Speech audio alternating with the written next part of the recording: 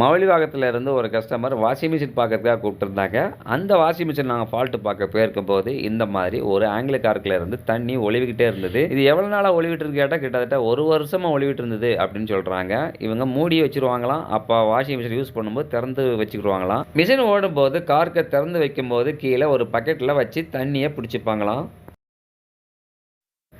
இந்த மாதிரி அவங்க நாள் முழுக்க பயன்படுத்திக்கிட்டு இருந்திருக்காங்க. இப்போ நம்ம அந்த ஆங்கில கார்க்கு என்ன ப்ராப்ளம் அப்படிங்கிறத நம்ம கழட்டி பார்க்கலாம். அந்த ஆங்கில கார்க்கை சரியும் பண்ணலாம். இப்போ அந்த ஆங்கில கார்க்கு உள்ளே நட்டை கழட்டிட்டோம். இப்போ அந்த ஆங்கில கார்க்கை மட்டும் தனியாக தட்டி மெதுவாக ஓப்பன் பண்ணி எடுக்கலாம்.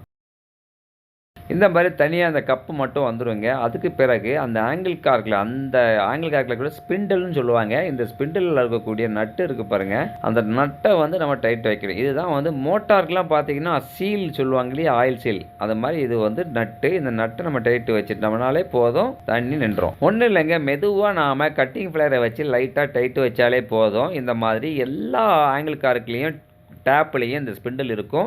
அந்த ஸ்பிண்டிலில் இருக்கக்கூடிய அந்த செக்கு நட்டை நாம் கட்டிங் பிளேயர் வச்சு லைட்டாக டைட்டு வச்சாலே போதும். அதுக்கு பிறகு இந்த மாதிரி கார்க்கை மாட்டி விட்டுட்டு அந்த ஸ்க்ரூவும் இருக்கும் சிலதில், இல்லை இந்த மாதிரியான லாக்கும் சிலதில் இந்த மாதிரியான லாக்கு ஸ்க்ரூவும் இருக்கும். இப்போ தண்ணியை ஒழுவலாக பக்காவாக ரெடி ஆகிடுச்சு. இந்த இன்ஃபர்மேஷன் பிடிச்சதுன்னா சன்கூல் தமிழ் சேனலை சப்ஸ்கிரைப் பண்ணிக்கோங்க.